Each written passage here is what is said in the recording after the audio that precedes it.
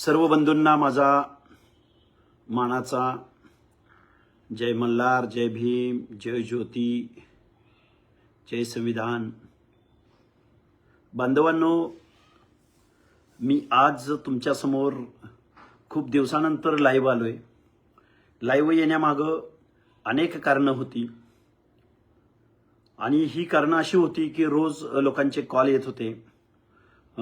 बरीच लोक जॉईन होत आहेत आता आणि अनेक फोन करून प्रश्न विचारणं असेल, परत ओबीसी भटक्या विमुक्त जाती जमातीमधल्या मुलांच्या मनामध्ये अनेक प्रश्न निर्माण झालेले आहेत.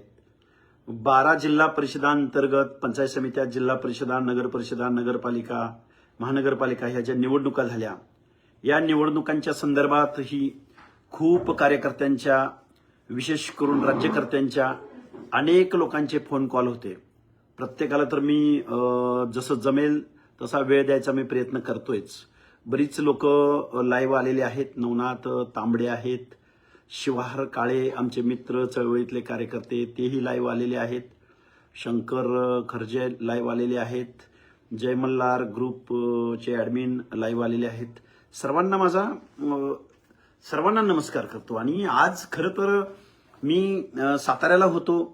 सातारा जिल्हा परिषद अध्यक्षपद कसं ओबीसींचं गेलं या संदर्भात आमच्या भूमिका मांडायच्या होत्या. ॲडव्होकेट मंगेश ससाने आणि आम्ही दोघं जणांनी मिळून आज आम्ही साताऱ्यामध्ये गेलो. साताऱ्यामध्ये गेल्यानंतर आपल्या ओबीसी बांधवांपेक्षा पोलिसांचीच संख्या एवढी मोठी होती की पोलीस संरक्षणामध्ये आम्हाला तिथं जावं लागलं. पोलीस संरक्षणामध्ये आम्हाला तिथं आमचं मनोगत व्यक्त करावं लागलं. पोलीस संरक्षणामध्ये आम्हाला पत्रकार परिषदेला सामोरं जावं लागलं आणि पोलीस संरक्षणामधूनच आम्ही साताऱ्यामधून पुण्याला परत आलो. पोलीस संरक्षण म्हणजे आपल्या ओबीसी बांधवांपेक्षा पोलिसांची संख्या खूप मोठ्या प्रमाणात होती. आमच्या लक्षात आलं नाही ते की पोलिसांनी का आम्ही म्हणतोय की आमचं आरक्षण टिकलं पाहिजे. आम्ही म्हणतोय की आम्हाला सामाजिक न्याय मिळण्यासाठी जे मंडल आयोगाच्या माध्यमातून ओबीसी विजयंतीचं, शिक्षण, नोकरीच्या एंट्री पॉईंटचं आणि पंचायत राजमधलं जे आरक्षण दिलंय ते आरक्षण आमचं टिकलं पाहिजे. आम्ही संविधानिक भूमिका घेऊन चालतोय. आम्ही घटनात्मक भूमिका घेऊन चालतोय. आम्ही इथल्या 400-450 जातींच्या सामाजिक न्याय हक्काची भूमिका घेऊन चालतोय. पण आम्हाला पोलीस संरक्षणामध्ये कुठल्याही कार्यक्रमाला जावं लागतंय. हे खऱ्या अर्थानं काय म्हणायचं या गोष्टींना हे आता तुम्हीच बांधवांनो खरं तर आमच्यासारख्या कार्यकर्त्यांना सांगितलं पाहिजे. बरीच लोक लाईव्ह येत आहेत. शिवाहर काळेंची प्रतिक्रिया आलेली आहे. धन्यवाद शिवाहरजी. रामेश्वर काळे, माजी सरपंच, राज टाकळी पाहतायत. नितीन सूळ आहेत. परत योगेश डोळ. आता बरेच मध्ये मध्ये कॉलही येत आहेत.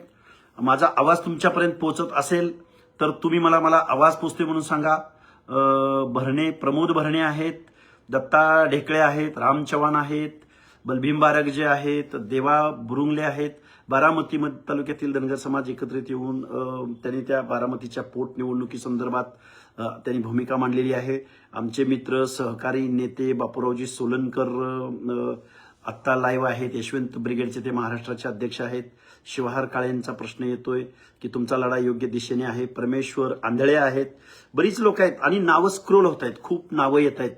सागर देवकाते आहेत, तानाजी बंडगर आहेत, बालाजी लवे निटूरकर आमचे मित्र आहेत, क्रांतिकारी जय भीम, जालिंदर माने आहेत, बरेच दत्तात्रय यमगर आहेत आणि बरीच लोक आता जॉईन होत आहेत. काही प्रश्न जर सदैव सोबत म्हणतायत, सुनील शिंगाडे आहेत, बरीच लोक लाईव्ह आहेत. आपण मला वाटतंय काही प्रश्नांना माझ्या मनामध्ये मला जे प्रश्न विचारले गेलेत बऱ्याच मागच्या काही कालावधीमध्ये, त्या प्रश्नांना डोळ्यासमोर ठेवून मी तुमच्यासमोर काही व्यक्त होण्याचा प्रयत्न करणार आहे. अनंत गोरे आहेत, दीपक सुरवसे आहेत, प्रकाश हाके आहेत, आमची भाऊ आहेत. सर्वांना माझी विनंती आहे की तुमचे प्रश्न जर आले तर त्या प्रश्नाच्या अनुषंगानं आपण एकमेकाशी संवाद साधतोय. मी बोलायला लागलो तर मी 1 तास 2 तास. संजय हिप्परकर आहेत, बरीच लोक आहेत, दिनेश मदने आहेत, दत्तात्रय यमगर आहेत, बरीच लोक लाईव्ह येत आहेत. सर्वांनी कनेक्ट राहिलं पाहिजे. सर्वांनी आपल्या प्रतिक्रिया जर दिल्या तर मला अतिशय चांगल्या पद्धतीनं तुमच्यासमोर माझं मनोगत व्यक्त करता येईल. काही प्रश्नांना उत्तर देता येईल. खऱ्या अर्थानं हा एकतर्फी संवाद होऊ नये. तुमच्या काही कमेंट्स जर पडल्या तर त्या कमेंट्सला मी उत्तर देण्याचा स्क्रोल होत आहेत. बघा, बालाजी लवे म्हणतायत की आपला आवाज विधिमंडळात, आता आपण रस्त्यावरचा आवाज आहे बालाजी, आपण कुठेही कमी पडत नाही आहोत, पण इथल्या राज्यकर्त्या लोकांना समजूनच घ्यायचं नाही असं तरी मला आता दिसतंय. पण आपल्याला रस्त्यावरचा लढा खूप मोठ्या प्रमाणात लढावा लागेल. बघा, मी आता तुमच्या समोर 2 सप्टेंबरचा जो GR निघाला, तो ओबीसीचं आरक्षण संपवणारा होता. तो GR आम्ही फाडला. तो GR आम्ही महाराष्ट्रात प्रत्येक तालुक्याच्या ठिकाणी आम्ही शासनाला निवेदन देण्याचा प्रयत्न केला. त्या 2 सप्टेंबरच्या GR अन्वये आपलं पंचायत राजमधलं आरक्षण तत्वतः पूर्णपणे संपलेलं आहे. असा मी अनेक उदाहरणांच्या द्वारे तुम्हाला मी समजावून सांगू शकतो, समजावून देऊ शकतो.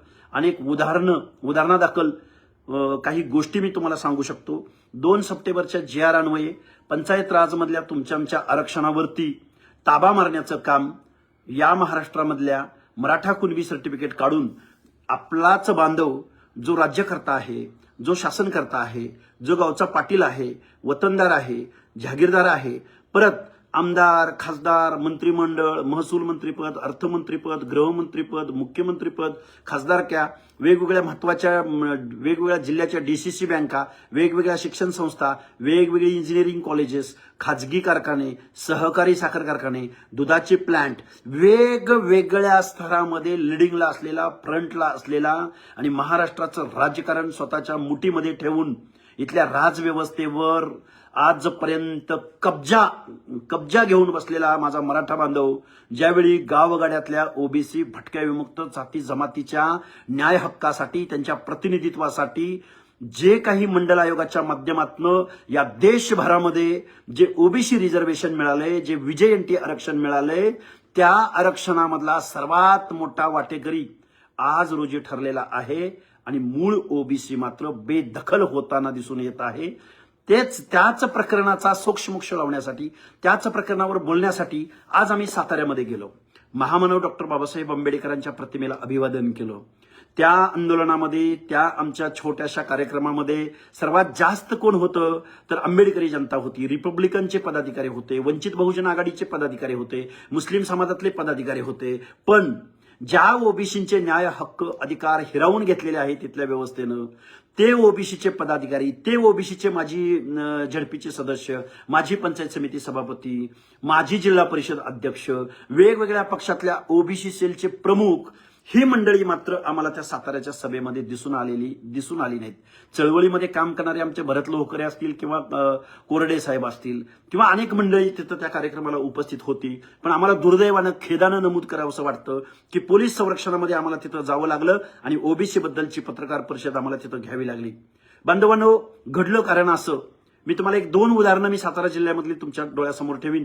तशीच उदाहरणं छत्रपती संभाजीनगर जिल्ह्यामध्ये आहेत. तशीच उदाहरणं अहिल्यानगर जो जिल्हा आहे, अहिल्यानगर शहराच्या महापौर पदाबाबत आहेत.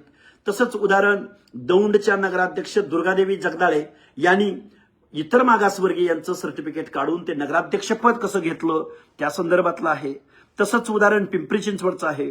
तसंच उदाहरण पुणे महानगरपालिकेचं आहे. अशी असंख्य उदाहरणं. तसंच उदाहरण खानापूर पंचायत समितीचं आहे. तसंच उदाहरण सांगली जिल्हा असो की कोल्हापूर जिल्हा असो की सातारा जिल्हा असो की पुणे जिल्हा असो, प्रत्येक ठिकाणी ओबीसी आरक्षणाचा मुडदा पाडण्याचं काम या महाराष्ट्रामधलं लोकनियुक्त सरकारबरोबरच विरोधकांबरोबरच ओबीसी नेते, ओबीसी नेत्यांबरोबरच मंत्रिमंडळाची ओबीसी संदर्भात नेमली गेलेली उपसमिती, या सगळ्यांचा करेक्ट कार्यक्रम सुरू आहे.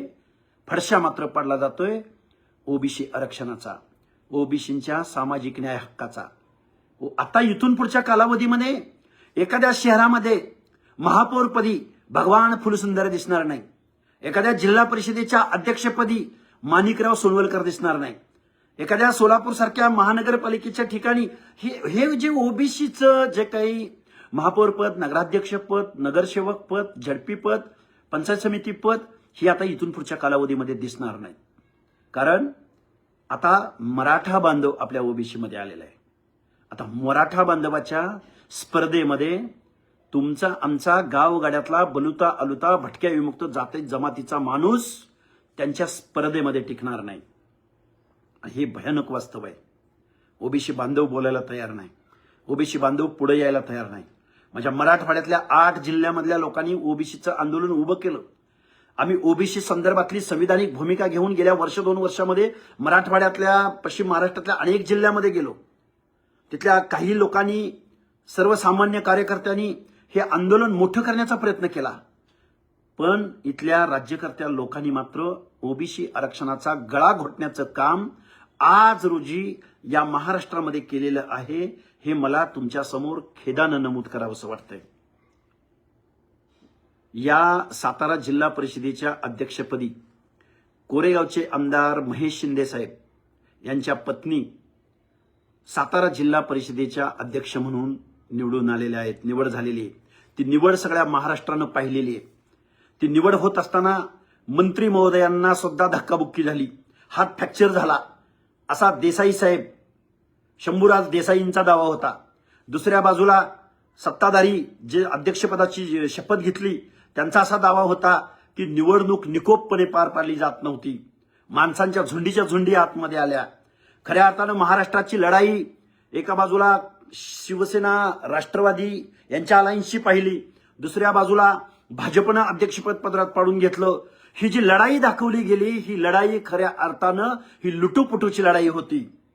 तिथं शंभूराज देसाई गटाचा पराभव नव्हता, शिवसेना राष्ट्रवादीचा पराभव नव्हता, किंवा महेश शिंदेंच्या पत्नीचा विजय नव्हता, आमदार पत्नीचा विजय नव्हता, तर तिथं पराभव होता या महाराष्ट्रामधल्या ओबीसीच्या सामाजिक न्याय हक्काचा.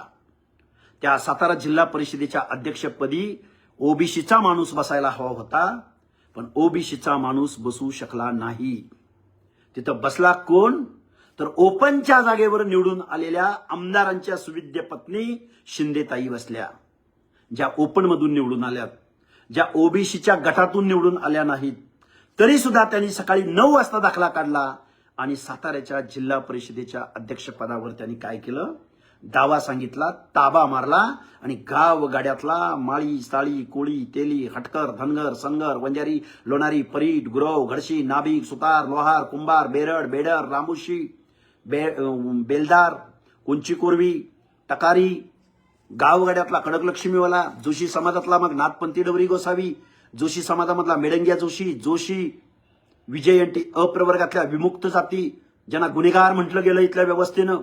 मी ही सगळी का नावं सांगतोय? माझ्या मुस्लिम समाजामधला पिंजारी, खाटीक, मोमीन, तांबोळी, बागवान, मणियार, नालबंद, छपरबंद, या माणसांचं प्रतिनिधित्व इथून पुढच्या कालावधीमध्ये या महाराष्ट्रातल्या पंचायत समितीमध्ये दिसणार नाही. इथून पुढच्या कालावधीमध्ये जिल्हा परिषदेचा एखाद्या ठिकाणी जरी जिल्हा परिषद अध्यक्ष म्हणून निवडून आलेला असेल तरी तो जिल्हा परिषदेचा अध्यक्ष म्हणून इथून पुढच्या कालावधीमध्ये तुम्हाला आम्हाला दिसणार नाही. अ आणि ब वर्गीय महानगरपालिकांमध्ये काय झालं? पुण्याच्या महानगरपालिकेमध्ये काय झालं? पिंपरी चिंचवडच्या महानगरपालिकेमध्ये जिथं ओबीसींचे 40-40, 42-42 सदस्य या पुणे महानगरपालिकेमध्ये निवडून जायला हवे होते, आता तिथले बलुते, अलुते, भटक्या विमुक्त जाती जमाती ओबीसी प्रवर्गातून निवडून जाणार नाहीत.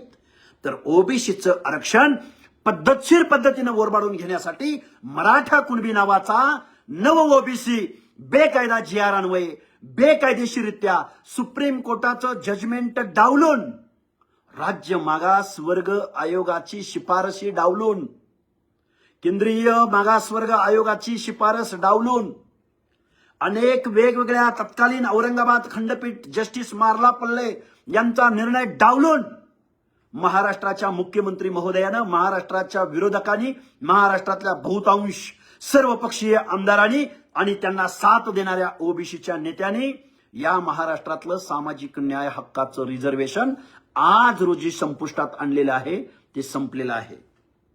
मी तुम्हाला सातारा जिल्हा परिषदेच्या अध्यक्षपदाबाबत सांगितलं. मी तुम्हाला दुसरं उदाहरण देईन फलटण पंचायत समितीच्या संदर्भात. फलटण पंचायत समिती सभापती पद हे ओबीसींसाठी राखीव होतं.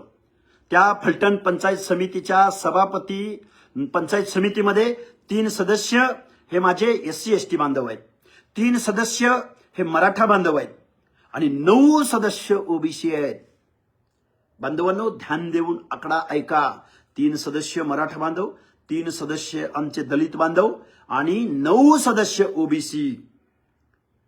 पण फलटण पंचायत समितीचं सभापतीपद ओबीसी साठी राखीव असताना फलटण पंचायत समितीमध्ये 9 ओबीसी सदस्य निवडून आलेले असताना तिथल्या निंबाळकर राजेंनी मात्र ओबीसीचं आरक्षण डावलून, एखादा धनगर डावलून, एखादा माळी डावलून, तिथला मूळ ओबीसी बलुता डावलून, भटक्या विमुक्त जाती जमातीमधला माणूस डावलून तिथं शिवांजली भोसले नावाच्या एका राजघराण्याशी नातेसंबंध असणाऱ्या, रक्तसंबंध असणाऱ्या राजे रजवाड्यांची 96 कुळीपण, सरदारपण, वतनदारपण, जागीरदारपण, गावगाड्यामध्ये मुखिया असणाऱ्या, महाराष्ट्राचं राजकारण हातामध्ये असणाऱ्या या निंबाळकरांच्या नातेसंबंधामधल्या व्यक्तीला फलटणच्या पंचायत समितीचं सभापतीपद दिलं गेलं. आम्ही तिथं गेलो, फलटणमध्ये उत्स्फूर्त पद्धतीनं गेलो. सकाळी एक मिटिंग घेतली, संध्याकाळी एक मिटिंग घेतली. पहिल्यांदा आम्ही सांगितलं 24 तारखेला आपण ओबीसींचा मोठा एल्गार मोर्चा फलटणमध्ये काढू. पुन्हा ती 24 वरून 27 वर गेली. अनेक लोक आली, अनेक कार्यकर्ते आले, अनेक ओबीसीचे नेते आले. दुसऱ्या दिवसापासून त्या एका निंबाळकराचा एकाला फोन, दुसऱ्या निंबाळकराचा दुसऱ्याला फोन. राजांचा फोन आलता आणि आमच्यावर अन्याय केला नाही. राजेंचा फोन आला होता आणि आता आम्हाला पुढे देतो म्हणले. अरे पण तुमच्या सामाजिक न्याय हक्क अधिकारावरती ताबा मारण्याचं कार्यक्रम पद्धतशीर पद्धतीनं चालू आहे. एकदा का जर तुमच्या या न्याय हक्क अधिकारावरती ताबा मारून झाला तर पुढच्या कालावधीमध्ये या महाराष्ट्राच्या पंचायत राजमध्ये, गावगाड्यामध्ये, पंचायत समित्यांमध्ये, जिल्हा परिषदांमध्ये, नगरपालिकांमध्ये, नगर परिषदांमध्ये, महानगरपालिकांमध्ये, कॅन्टोन्मेंट बोर्डामध्ये तुमची माणसं दिसणार नाहीत. हे खूप खेदानं नमूद करावंसं वाटतंय. हे खूप तळमळीनं नमूद करावंसं वाटतंय. गेल्या 2-3 वर्षापासून बेंबीच्या देठापासून आतडी तुटोस्तवर ओरडून सांगतोय. राज्य मागासवर्ग आयोगाचा राजीनामा दिला, 2 वेळा उपोषणं केली, सभा किती घेतल्या, किती प्रबोधन शिबिरे घेतली, किती ओबीसींच्या रॅली काढल्या, किती मेळावे घेतले, पण माझा ओबीसी बांधव मात्र निवडणुका आल्या, आधे इधर जाओ, आधे उधर जाओ, हम इस तंबू में जाते हैं, तुम उस तंबू में जाते हो. अशा पद्धतीचं वातावरण या महाराष्ट्रामधल्या ओबीसी बांधव. काय आहेत हे सेलचे प्रमुख? काय आहेत ओबीसीच्या फेसलेस आयडेंटिटी असलेल्या ओबीसींच्या जीवावरती मंत्रिमंडळात बसणारे, आमदार बनणारे, खासदार बनणारे? ह्या माणसांना ह्या गोष्टीची जाणीव नसेल, या माणसांना हा प्रश्न समजला नसेल, या माणसांना ओबीसी न्याय हक्कापासून दूर लोटला जातोय याची जाणीव नसेल, कुणाचं डेअरिंग नसेल महाराष्ट्राच्या मुख्यमंत्र्यांच्या कानात ही गोष्ट सांगायला. काय चाललंय या महाराष्ट्रामध्ये? हाच का फुले शाहू आंबेडकरांचा महाराष्ट्र? हाच का छत्रपती शिवरायांच्या रयतेचा महाराष्ट्र? हे सांगायची, खेदानं इथं नमूद करायची वेळ येते. बऱ्याच लोकांचे ओबीसी संघर्ष यात्रा विषयावर बोला. अरे कुठला विषय ते तर सांग. पप्पू काळे आहेत, आपल्या अभ्यासाला सलाम साहेब, धन्यवाद. बरेच प्रश्न स्क्रोल होत आहेत. काही लोकांचे प्रश्न मी वाचायचा प्रयत्न करतोय. मग तुझी हे बघा, आता एक शिवहार काळेंची एक कमेंट आहे. काही लोक निगेटिव्ह पण कमेंट टाकतात. शंकर गावडे साहेब आहेत, बरीच लोक आहेत. विजय ढगे साहेब आहेत, गणपत बाजगीर साहेब आहेत, बालाजी मोकळे आहेत, सुनील शिंगाडे आहेत, दिनकर चौरे आहेत. ओबीसींना भाजपवर विसंबून राहता येणार नाही. काँग्रेस राष्ट्रवादी म्हणजे नागनाथ, तर भाजप म्हणजे सापनाथ. अगदी दिनकर चौरे साहेब, आम्हाला जो अनुभव आलाय तो तुमच्या मताशी मी 100% सहमत आहे. बरीच लोक लाईव्ह आहेत, बरीच लोक लाईव्ह पाहतायत. सर्व लोकांना जय ओबीसी. मी आता तुमच्या समोर पंचायत राजमधल्या आरक्षणासंदर्भात बोललो. आता एक 4थं उदाहरण तुम्हाला सांगतो. पुणे जिल्ह्यामधल्या दौंड तालुक्यामध्ये, दौंड शहरामध्ये एक दुर्गादेवी जगदाळे नावाची एक महिला भगिनी दौंडच्या नगराध्यक्षपदावर निवडून आली. खऱ्या अर्थानं दौंडचं नगराध्यक्षपद हे ओबीसीसाठी राखीव होतं.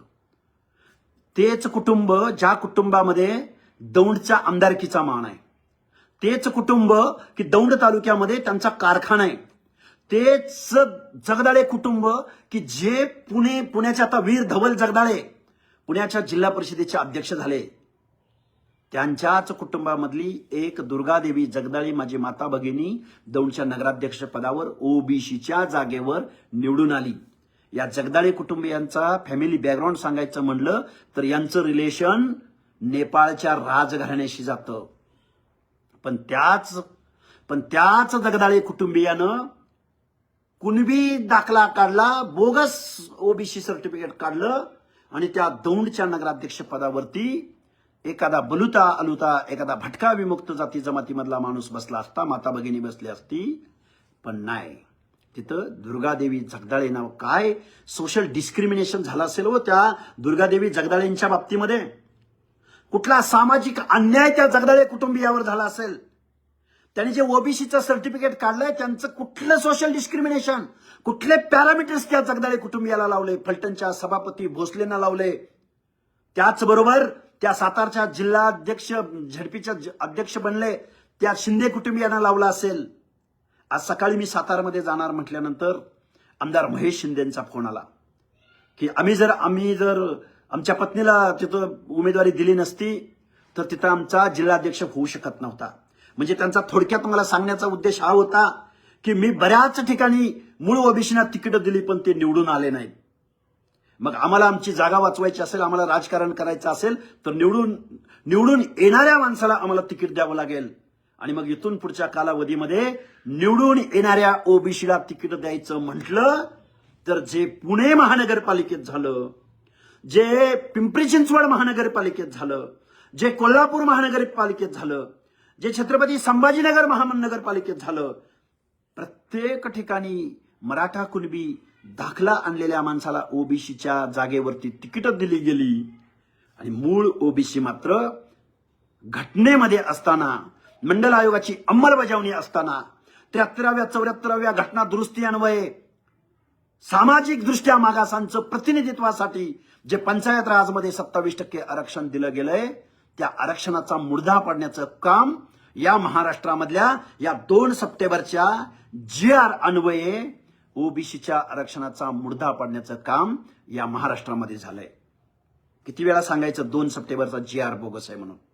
अरे महामानव डॉक्टर बाबासाहेब आंबेडकरांनी गावगाड्यातल्या बलुत्याला अलुत्याला सामाजिक प्रतिनिधित्वासाठी रिझर्वेशन पॉलिसी आणली. गरिबी हटवण्यासाठी नाही, कुणाचे राजकारणातले शौक पुरे करण्यासाठी नाही, कुठले आमदार खासदार मंत्री नात्याला गोत्याला जिल्हा परिषद अध्यक्षपद हातात ठेवायचंय, जिल्ह्याचं राजकारण हातात ठेवायचंय, तालुक्याचं राजकारण हातात ठेवायचंय, स्वतःचा बळेजाव मिरवायचंय म्हणून ओबीसीचं आरक्षण नाही, म्हणून शेड्यूल कास्टचं आरक्षण नाही, म्हणून शेड्यूल ट्राईबचं आरक्षण नाही, तर त्या समूहांना सुद्धा इथल्या निर्णय प्रक्रियेमध्ये समाविष्ट होता आलं पाहिजे, इथल्या निर्णय प्रक्रियेमध्ये त्यांना सहभागी करून घेता आलं पाहिजे, म्हणून ओबीसीचं आरक्षण आलंय. पण इथल्या लोकांनी मात्र आमच्याकडे दाखला आहे ना, आम्ही दाखला काढलाय ना, आमच्या आज्याखंड मिळालाय ना, आमच्या पंचखंड मिळालाय ना. अरे आरक्षण हे प्रतिनिधित्वासाठी आहे. तुमचं प्रतिनिधित्व कुठं नाही बरं?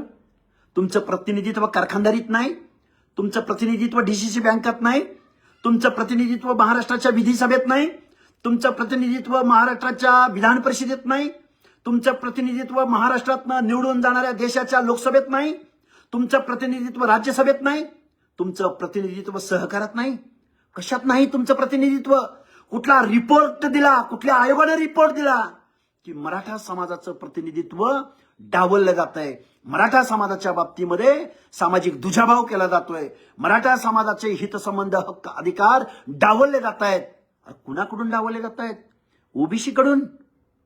काय चाललंय नक्की महाराष्ट्रामध्ये? या महाराष्ट्रातल्या सगळ्या संविधानिक भूमिका घेऊन गेल्या 2, 3, 4, 5 वर्षामध्ये या महाराष्ट्रामधल्या गावगाड्यामध्ये फिरतोय जातोय. आमच्या वाट्याला काय आलंय तर दगडफेक, खोटा नॅरेट पसरवणं, हल्ले करणं, बदनाम करणं. हे आम्ही काय बोलतोय? हक्क आणि अधिकाराची भाषा बोलतोय, संविधानाची भाषा बोलतोय, रिझर्वेशनची भाषा बोलतोय. आमचं सोडून तुम्हाला बाकीचे काय उपक्रम करायचे ते करा, पण मराठा कुणबीच्या स्पर्धेमध्ये गावगाड्यामधला बलुता अलुता, गावगाड्यामधले भटके विमुक्त टिकू शकत नाहीत. ही भूमिका घेऊन महाराष्ट्रामध्ये अहोरात्र काम करतोय. आत्ताचं मंत्रिमंडळ माननीय देवेंद्र फडणवीस साहेबांनी, तत्कालीन मुख्यमंत्री एकनाथराव शिंदे साहेबांनी विधानसभेच्या अगोदर निवडणुकीला सामोरं जात असताना या महाराष्ट्रामध्ये ओबीसींच्या किंवा वेगवेगळ्या जात समूहांची 18 महामंडळं घोषित केली. त्या 18 महामंडळांची वेगवेगळ्या जातीचं महामंडळ त्यांनी घोषित केलं. संत शिरोमणी सावतामाळी महामंडळ घोषित केलं, सुवर्णकार महामंडळ घोषित केलं, संत गाडगेबाबा परीट समाज उन्नती मंडळ घोषित केलं, आर्थिक मंडळ महात्मा बसवेश्वरांच्या नावानं केलं, संत सेना नावींच्या नावानं केलं, संत गाडगेबाबांच्या नावानं केलं, उमाजी नाईकांच्या वडार समाजाच्या बाबतीत वेगळं केलं गेलं, शामराव पेजेंच्या नावानं कोकणातल्या जो खरा कुणबी ज्याच्या बाबतीमध्ये सोशल डिस्क्रिमिनेशन झालं त्या कुणबी समाजासाठी शामराव पेजेंच्या नावानं महामंडळ आहे, राज्य लोहार आर्थिक विकास महामंडळ झालं, शिंपीच्या नावाने शिंपी समाजासाठी झालं, नाथपंथी डोरी गोसावीसाठी झालं. वेगवेगळ्या जात समूहांची आर्थिक विकास महामंडळ विधानसभेला निवडणुकीला सामोरं जाण्याच्या अगोदर 18 महामंडळं या महाराष्ट्रात जाहीर झाली. पण या 18 महामंडळामध्ये आजपर्यंत एकाही महामंडळाला अध्यक्षपद मिळालं नाही, ना ऑफिस भेटलं, ना एक शिपाई भेटला, ना प्रोसेस सुरू झाली आणि मग त्याच्या पलीकडे जाऊन ना बजेट भेटलं. कुणासमोर बोलायचं, किती भांडायचं, काय बोलायचं, कुठल्या प्रश्नावर बोलायचं, महाज्योतीवर बोलायचं. कालचं बजेटरी अधिवेशन झालं. या बजेटमध्ये महाराष्ट्रातल्या अर्ध्याहून जास्त लोकसंख्या असलेल्या ओबीसी विजयंतीच्या सामाजिक न्याय हक्कांच्या योजनासाठी 100% बजेटपैकी 6.5 लाख करोड एवढं बजेट आहे महाराष्ट्राचं यावर्षीचं.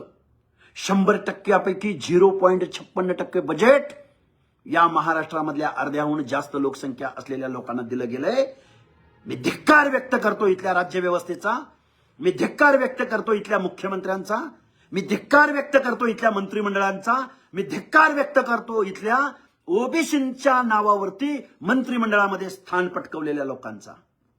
ओबीसींना 0.5% बजेटरी तरतूद, आणि ती तरतूद कशासाठी? आश्रमशाळांची अनुदानं. ती बजेटरी तरतूद कशासाठी? मॅट्रिकोत्तर शिष्यवृत्ती, मुलींची शिष्यवृत्ती, कुठेतरी एखाद्या महामंडळाच्या कर्मचाऱ्यांचा पगार. ना पुण्यश्लोक अहिल्यादेवी शेळी मेंढी महामंडळाला निधी मिळतोय, ना वसंतराव नाईक महामंडळाला निधी मिळतोय, ना महात्मा ज्योतिराव फुले आर्थिक विकास महामंडळाला निधी मिळतोय, ना शामराव पेजे आर्थिक विकास महामंडळाला निधी मिळतोय. काय चाललंय? हा सामाजिक न्यायाचा महाराष्ट्र आहे. हा महाराष्ट्र सामाजिक न्यायाचा आहे. या महाराष्ट्रामध्ये ओबीसी फक्त मताला आहे. तुमच्या आमदारकीचा, तुमच्या सत्तेचा मार्ग, तुमच्या खासदारकीचा मार्ग, तुमच्या देशाच्या सत्तेचा मार्ग हा आमच्या गावगड्यातल्या वाड्यावरून, वस्त्यावरून, तांड्यावरून, पाड्यावरून जातो. निवडणुका लागल्या की तुमच्यातले आमच्यातले चतुर पक्षी तुमच्याकडे येतात आणि आपल्या बाबासाठी, काकासाठी, दादासाठी आपली मतं घेऊन जातात. बिनविरोध एका वाड्यावरून वन साइड मतदान करून घेतली जातात. पण निवडणुका संपल्यानंतर मात्र ना तुम्हाला सामाजिक न्याय मिळतो, ना तुम्हाला हक्क मिळतात, ना तुम्हाला अधिकार मिळतात. 2 सप्टेंबरचा GR निघाला. अजून एक तुम्हाला पोलीस पाटलांच्या भरती संदर्भातलं एक उदाहरण सांगतो तुम्हाला. माजलगावमध्ये पोलीस पाटलांची भरती झाली. 27 ठिकाणी ओबीसीच्या जागेवर माजलगावच्या 27 गावचे पोलीस पाटील फक्त मराठा कुणबी झाले. तुमचं स्थान काय? तुम्ही कुठं आहे?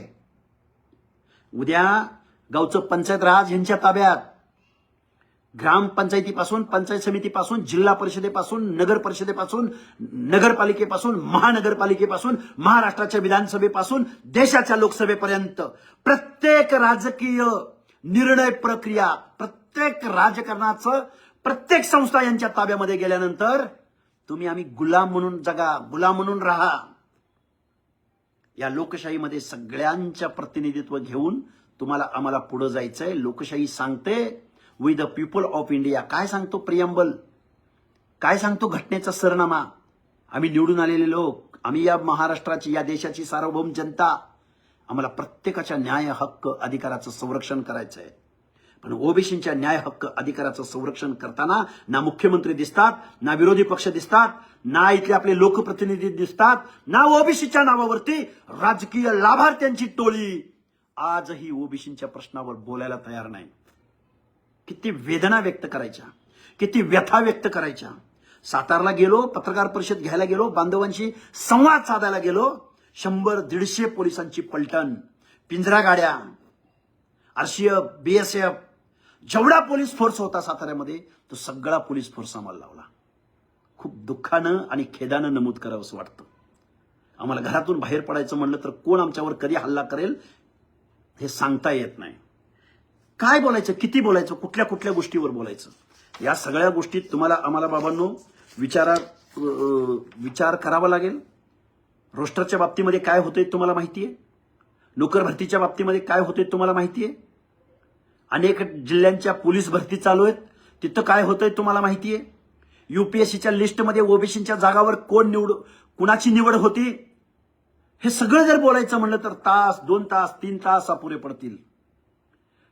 मी काल परवा म्हणजे गेल्या 8-10 दिवसामध्ये बारामतीच्या 30 ते 40 गावामध्ये मी गावातल्या लोकांना जाऊन भेटायचा प्रयत्न करतोय. आपले प्रश्न मांडायचा प्रयत्न करतोय. आपले प्रश्न अजेंड्यावर आले पाहिजेत म्हणतोय. आम्ही रस्त्यावरची लढाई लढतोय, उपोषण करतोय, आंदोलनं करतोय. पण हे सगळं घडत असताना ओबीसी बांधव मात्र म्हणाव्या तितक्या प्रमाणामध्ये प्रतिसाद देताना दिसून येत नाही. यांच्या सावलीला, या राज्यकर्त्या लोकांच्या सावलीला बाबाला काय वाटेल, दादाला काय वाटेल, त्या फलटण जिल्ह्यामधल्या निंबाळकरांनी ओबीसी मधले जे लाभार्थी आहेत ना, सगळे पंचायतीचे मेंबर, झडपीचे मेंबर, गाव गणण्या पुढारी, या पुढाऱ्यांना काय सांगितलं? लक्ष्मण हाकेला फक्त फलटणमध्ये येऊ देऊ नका. लक्ष्मण हाके आतंकवादी आहे, पाकिस्तानमधून आलाय. काय चाललंय नक्की? बऱ्याच गोष्टी आहेत, बरेच प्रश्न स्क्रोल होत आहेत, तरी पण काही बरेच प्रश्न येत आहेत. किती काही स्क्रीनशॉट असेल तर इनबॉक्समध्ये शेअर करा. बरं, पोटतिडकीने वंचितांचे प्रश्न, बरं काही प्रश्न जर तुमचे समोर आले तर त्या प्रश्नाच्या अनुषंगानं फक्त परशुराम महामंडळाला निधी दिला आहे. बघा, आता तुम्हाला सगळ्या गोष्टी माहिती आहेत. प्रमोद देशमुख सर, एवढ्या दिवस नोकरी व शिक्षणात मराठा समाजावर अन्याय झाला नाही का? तुम्ही सांगा. यावर व्यवस्थित उत्तर मला पटेल असे द्या. प्रमोद देशमुख नावाचा माणूस आहे. नोकऱ्यामध्ये अन्याय झाला मराठा समाजावर, त्याचा एकदा या महाराष्ट्राच्या सरकारला सांगा, इम्पेरिकल डेटा कलेक्ट करायला सांगा. आणि प्रमोद देशमुख, मी तुमच्या समोर दाव्यानं सांगतो, राज्य मागासवर्ग आयोगाचा सदस्य असताना महाराष्ट्र सरकारला, तत्कालीन मुख्यमंत्र्यांना आम्ही एक राज्य मागासवर्ग आयोगानं बहुमतानं एक पत्र पाठवलं की महाराष्ट्राच्या नोकऱ्यामधलं कुणाचं प्रमाण किती आहे याची एक आम्हाला श्वेतपत्रिका आमच्याकडे द्या. विजयंतीचं प्रतिनिधित्व किती आहे, अचं किती आहे, बचं किती आहे, कचं किती आहे, ओबीसीचं किती आहे, एससीचं किती आहे, एसटीचं किती आहे. आमच्याकडे अनेक डेलिगेशन्स येत आहेत. या डेलिगेशनला आम्हाला उत्तर द्यायची असतील तर आम्हाला अधिकृत अशी आकडेवारी, कुणाचं ऍडिक्विट रिप्रेझेंटेशन किती आहे महाराष्ट्राच्या नोकऱ्यामध्ये, कुणाचं पर्याप्त प्रतिनिधित्व किती आहे, कलेक्टर कुणाचे किती आहेत, तहसीलदार कुणाचे किती आहेत, सर्कल, प्रांत, नोकऱ्यामधलं महसूल असेल, आरोग्य खातं असेल, शैक्षणिक खातं असेल, पोलीस डिपार्टमेंट असेल, कुणाचं किती नोकऱ्यामध्ये प्रतिनिधित्व आहे याची एक आकडेवारी तुम्ही आम्हाला द्या की जेणेकरून आमच्याकडे जेवढ्या डेलिगेशन्स येत आहेत, जेवढी निवेदनं येत आहेत, रोस्टरच्या बाबतीमध्ये काही प्रश्न उपस्थित केले जात आहेत, नोकर भरतीच्या बाबतीमध्ये बिंदू नियमावलीवरती 0-0 जागा येत आहेत, त्याची उत्तरं आम्हाला जर द्यायची असतील तर तुम्ही आम्हाला अधिकृत आकडेवारी द्या. नाही दिली. कोण? देशमुख आहेत, त्यांचं पहिलं प्रमोद देशमुख. नाही, इथल्या शासनानं आम्हाला त्याचा डेटा ना दिला, ना त्यांच्याकडे इम्पेरिकल डेटा आहे, ना त्यांच्या नोकऱ्यातलं जे प्रतिनिधित्व आहे त्याचा डेटा आहे. आणि जरी असला तरी देण्याची दानत इथल्या राज्यकर्त्या लोकांकडे नाही.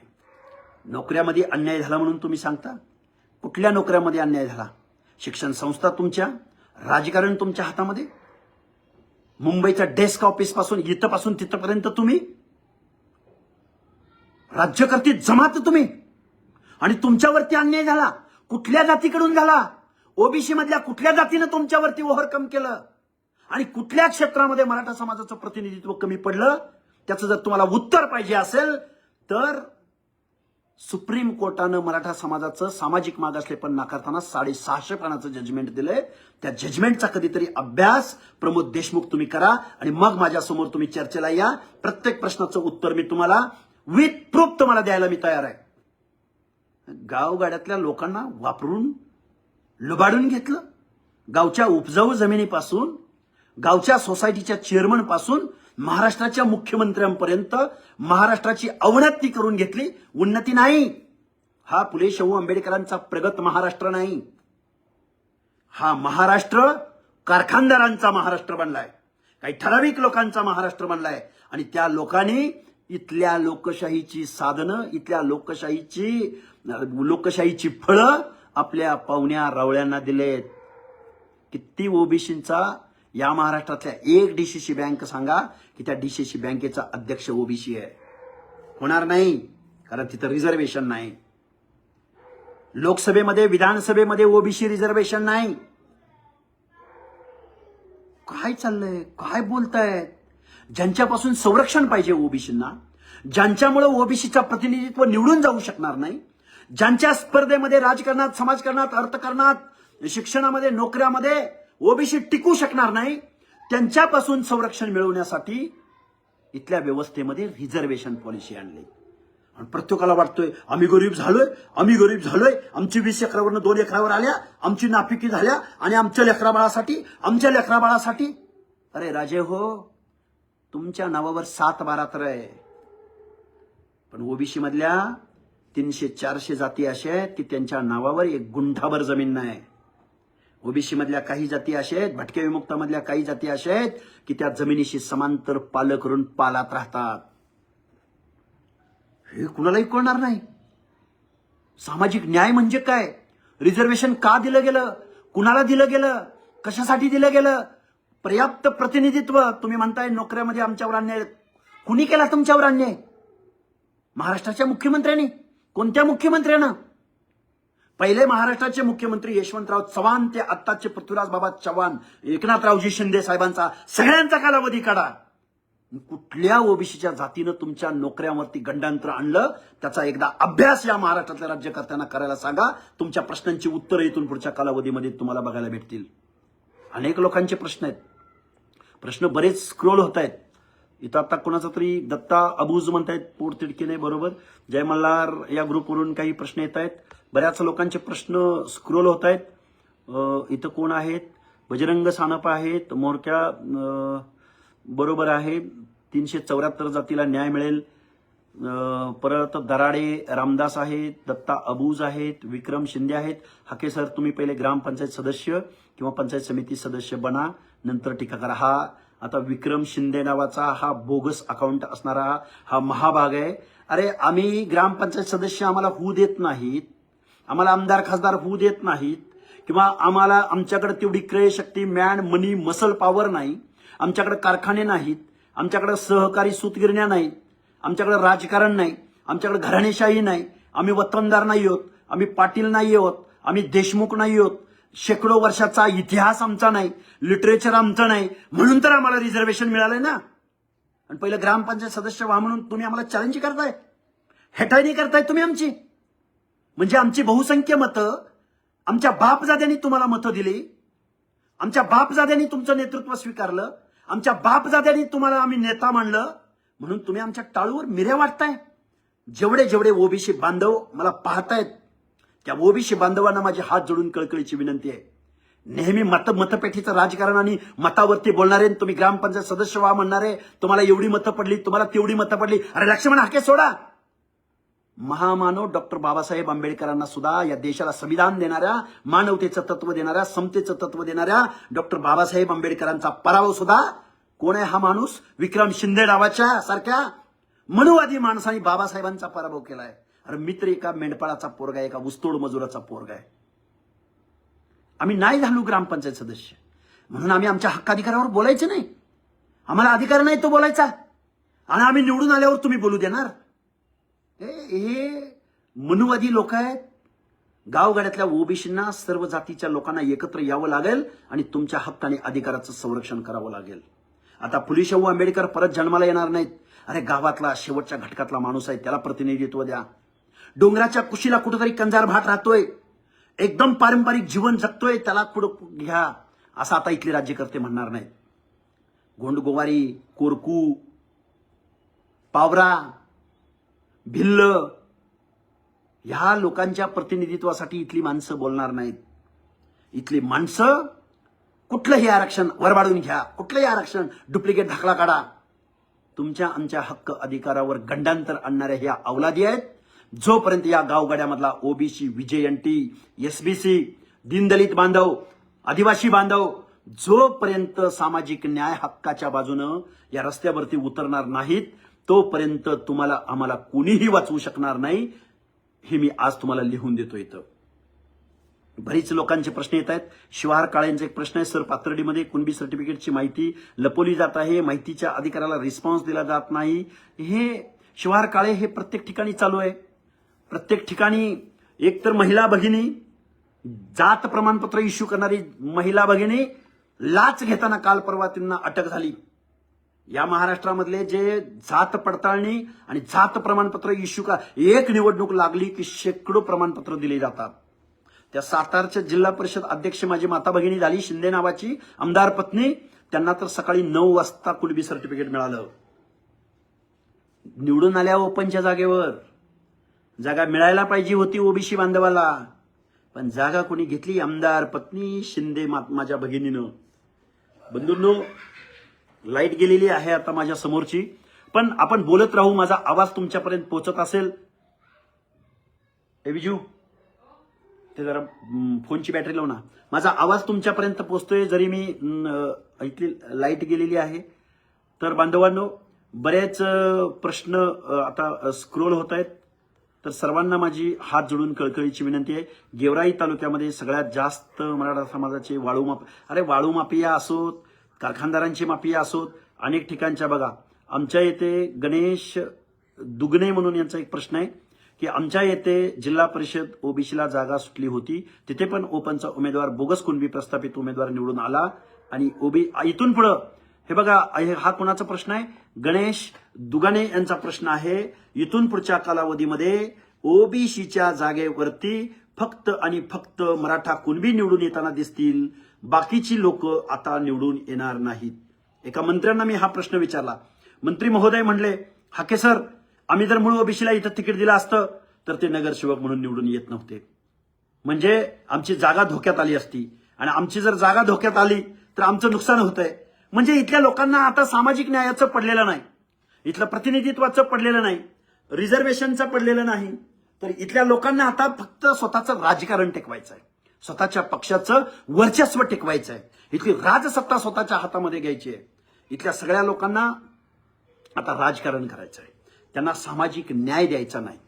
त्यामुळे इथून पुढच्या कालावधीमध्ये ओबीसी बांधवांनो, तुम्हाला इथून पुढच्या कालावधीमध्ये तुमचं प्रतिनिधित्व या मराठा कुणबी सर्टिफिकेटच्या आडून हे डावललं जाणार आहे.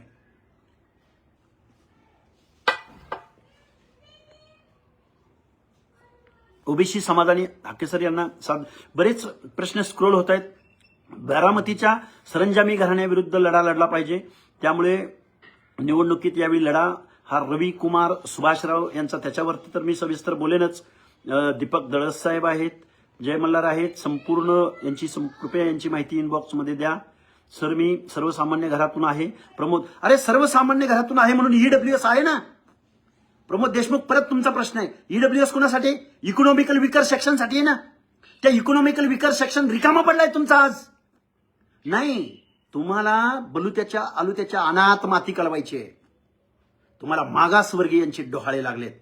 पण मागासवर्गीय, मागास कुणाला म्हटलं जातं? ज्यांचा शेकडो वर्षाचा इतिहास आहे, जो भटक्यामध्ये जन्माला आलाय, ज्यानं बलुत्याचं काम केलंय, ज्यानं आलुत्याचं काम केलंय, ज्यानं मेंढपाळीचं काम केलंय, ज्यानं दगडफोड्याचं काम केलंय, अरे ज्यानं शारीरिक श्रमाचं काम केलंय, ज्यानं मानवी स्वच्छतेचं काम केलंय, ज्यानं परटाचं काम केलंय, ज्यानं नाविकाचं काम केलंय, ज्यानं सुताराचं काम केलंय, ज्यानं लोहाराचं काम केलंय, अरे त्या माणसांना सामाजिक दुय्यम भूमिकेमध्ये यातना भोगाव्या लागलेत. त्या माणसांसाठी इतर मागास वर्गीय हा शब्द आहे. तुम्ही देशमुख आहात, तुमच्यासाठी सोशल रिलेव्हन्स आहे, अनेक योजना आहेत, तुम्ही राज्यकर्ते आहात, आणि आरक्षण म्हणजे सर्वसामान्य माणसाच्या घरावर कौलं घाला, सर्वसामान्य माणसाला त्याची आर्थिक उन्नती करा, हे तुम्हाला कोणी सांगितलं? रिझर्वेशन म्हणजे प्रतिनिधित्व, पर्याप्त प्रतिनिधित्व. रिझर्वेशन आलं म्हणजे प्रत्येकाच्या घरात कलेक्टर होणार आहे हे तुम्हाला सांगितलं कोणी? रिझर्वेशन आलं म्हणजे प्रत्येकाच्या घरात प्राध्यापक होणार आहे, शिक्षक होणार आहे, डॉक्टर होणार आहे, वकील होणार आहे, सांगितलं कोणी?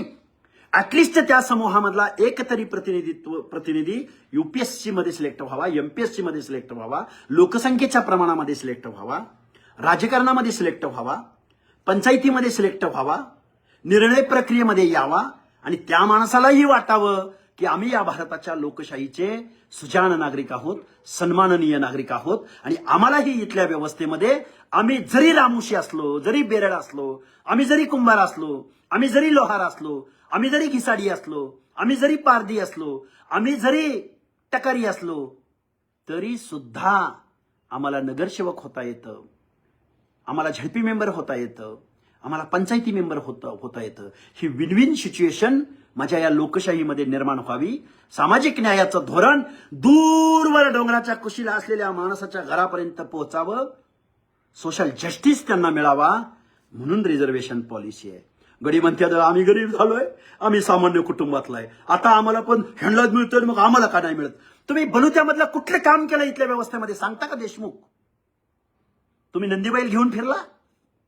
तुमच्यावर गरिबी आली म्हणून तुम्ही नाभिकाचा व्यवसाय सुरू केला, पार्टाचा व्यवसाय सुरू केला, घाटावरती जाऊन धुनत बडवायचं काम तुम्ही केलं नाही.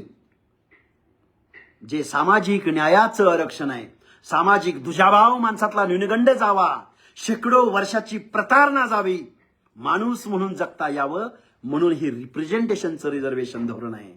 पण रिझर्वेशन धोरणाचा गैरअर्थ, रिझर्वेशनचा मुडदा पाडण्याचं काम. अरे बाबासाहेबांचं शिक्षण किती होतं, बाबासाहेबांच्या डिग्र्या किती होत्या. म्हणून डॉक्टर बाबासाहेब आंबेडकरांनी या देशाला संविधान देताना पंक्तीला बसलेल्या शेवटच्या घटकापर्यंत लोकशाहीचा सुग्रास असा स्वयंपाक घेऊन जाण्याचं काम केलं.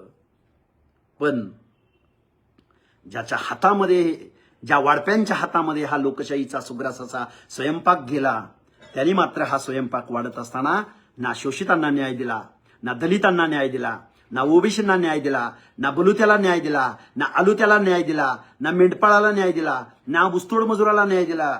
आपल्या पाहुण्या रावळ्यांची तोंड बघून स्वयंपाक वाढला, सुग्रास असा लोकशाहीचा स्वयंपाक. मग तो कारखान्याच्या माध्यमातून, सूतगिरणीच्या माध्यमातून, वेगवेगळ्या संस्थांच्या माध्यमातून, एज्युकेशन सोसायटीच्या माध्यमातून, हायर एज्युकेशनमध्ये टेक्निकल एज्युकेशन सोसायटीच्या माध्यमातून, अलीकडच्या कालावधीमध्ये ऍग्रिकल्चरमधल्या वेगवेगळ्या युनिव्हर्सिटींच्या माध्यमातून इथल्या राज्यकर्त्या लोकांनी इथलं संस्थात्मक जाळं, निवडणुका जिंकणं आणि निवडणुका जिंकण्यासाठी लागणारी संसाधनं गेल्या 50, 60, 70 वर्षाच्या कालावधीमध्ये इथल्या राज्यकर्त्या लोकांनी स्वतःकडे ठेवली आणि परत ओबीसी बांधव बेदखल करण्याचं काम या महाराष्ट्रामध्ये होतंय. काय बोलावं, किती बोलावं. नमस्कार, उघडे साहेब आहेत, सुवर्ण भरारी, सारिकाताई नागरे आहेत. बऱ्याच जणांची कृपया, आमच्या बऱ्याच लोकांचे प्रश्न येत आहेत, स्क्रोल होत आहेत. कायम धिंगाणा होणार आहे मराठा समाजाच्या विरोधामध्ये. आम्हाला वैयक्तिक कुणाच्या विरोधात बोलण्यामध्ये इंटरेस्ट नाहीये. आम्ही सामाजिक न्याय हक्काच्या बाजूने बोलणार आहोत. आम्ही बाबासाहेबांच्या, महामानव डॉक्टर बाबासाहेबांच्या संविधानाच्या बाजूने बोलणार आहोत. आम्ही छत्रपती शिवरायांच्या रयतेच्या बाजूने बोलणार आहोत. आम्ही छत्रपती शिवाजी महाराजांच्या मावळा या कन्सेप्टच्या बाजूने बोलणार आहोत.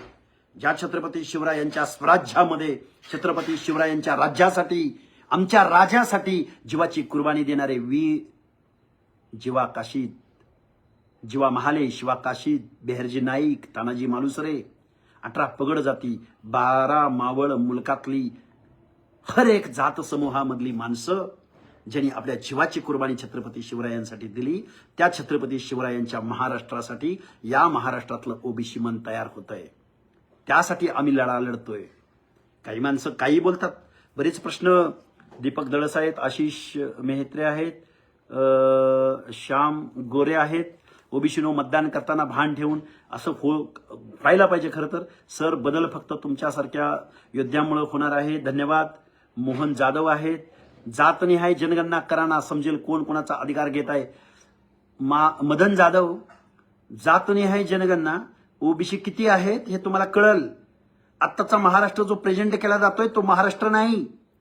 महाराष्ट्रामध्ये 18 पगड जाती राहतात, दीनदलित बांधव राहतात. ओबीसींची संख्या फक्त 50% धरली, दीनदलित बांधवांची संख्या, आदिवासी बांधवांची संख्या पकडली 70%. हा क्राऊड हा इतर बहुजनांचा आहे. हा महाराष्ट्र तुम्ही दाखवताय तो महाराष्ट्र नाही. कधीही मोजणी करा. 1948चा सेन्सस ऍक्ट अन्वये इथं जातनिहाय जनगणना झाली नाही. 1931ला इंग्रजांनी इथं जातनिहाय जनगणना केली.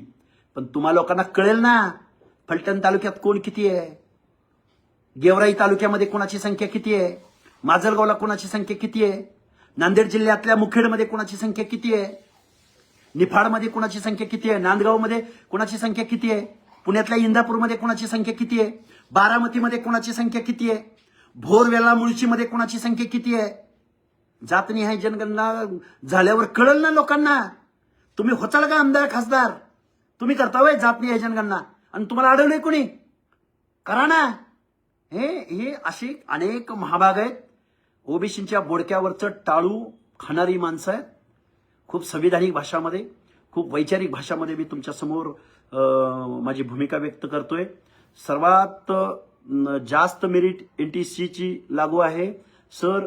15 मार्चनी निश्चित आम्ही त्याच्यावरती लक्ष देऊन आहोत. शिवप्रसाद पाचपूळ आहेत धनगर आरक्षणाचं पहाभाऊ. हे बघा शिवप्रसाद पाचपूळ, अरे धनगर ओबीसी मध्ये येतो. धनगर समाज 27% 3.5% आरक्षण बिलॉंग करतो. तुमच्यामधले डॉक्टर, इंजिनियर, वकील, एमपीएससी, यूपीएससी हे ओबीसी आरक्षणामधून होतात. आपण सोडपत्र दिलेलं नाही ओबीसी आरक्षणाला. हे आरक्षण ताटातलं आरक्षण वाचवणं, आपल्या लेकरा बाळांचं शिक्षण, नोकरीच्या एंट्री पॉईंटचं रिझर्वेशन वाचवणं हे तुमचं आमचंच कर्तव्य आहे. ती लढाई लक्ष्मण हाके लढतोय.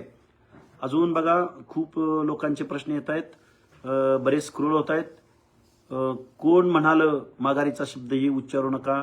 बरेच भूम परांडा उमेश मधने भूम परांडा वाशी ओबीसी बहुल असताना सुद्धा एक सुद्धा सभापती उपसभापती झाला नाही.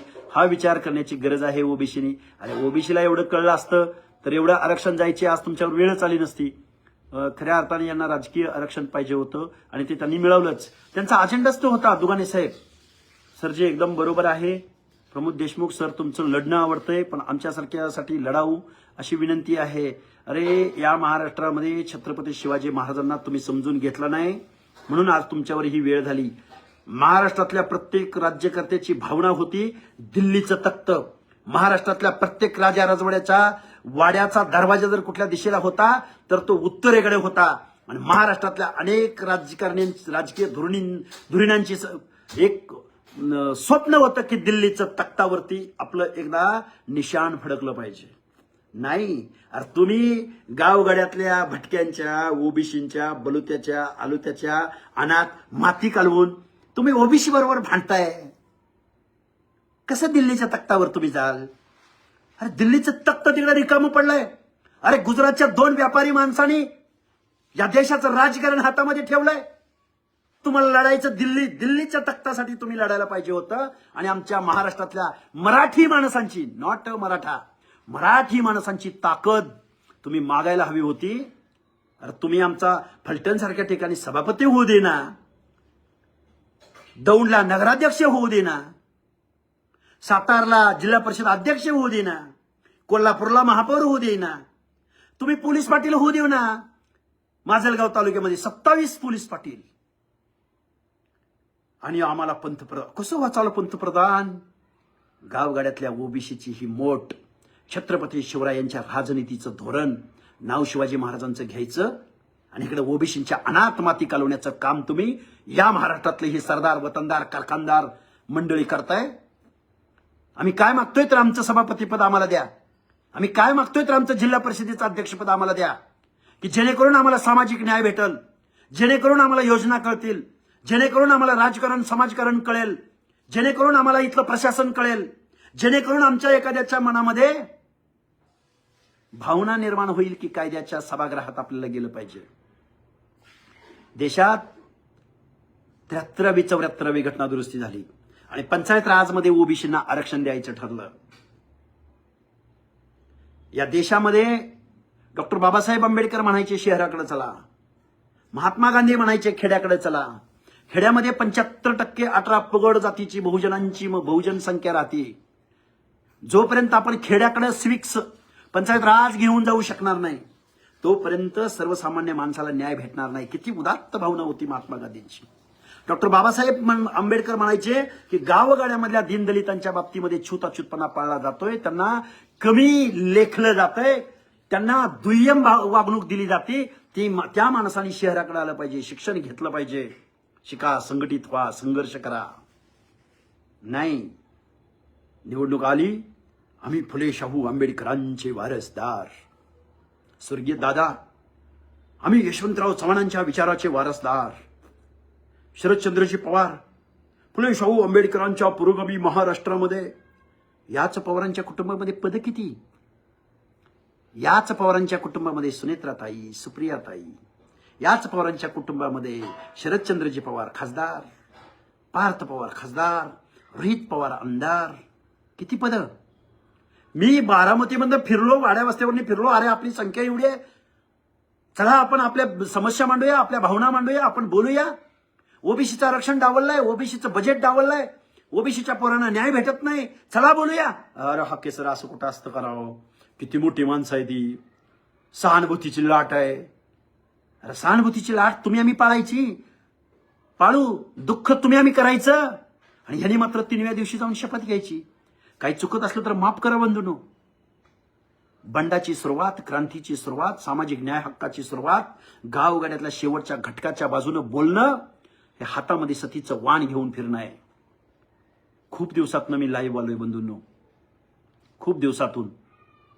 बघा किती लोक आहेत. बऱ्याच लोकांचं दीपक थिटे आहेत, अशोक चाटे आहेत, पांडुरंग आंधळे आहेत. दुजा भावाचे उत्तम उदाहरण म्हणजे अण्णासाहेब पाटील महामंडळाचा निधी यंत्रणा अध्यक्ष. बघा हा प्रश्न अतिशय महत्वाचा आहे. महाज्योतीला निधी मिळत नाही, महाज्योतीच्या पोरांना स्कॉलरशिप. या महाराष्ट्राचा एक GR आहे, गव्हर्नमेंट रेझोल्युशन आहे, जे बार्टीला तेच सारथीला तेच महाज्योतीला. पण महाज्योतीच्या बाबतीमध्ये दुजाभाव केला जातोय, बार्टीच्या बाबतीमध्ये दुजाभाव केला जातोय, सामाजिक न्याय हक्कांच्या योजनांच्या बाबतीमध्ये दुजाभाव केला जातोय. पण कारखान्यांना निधी देत असताना मात्र हमी बांधली जाते.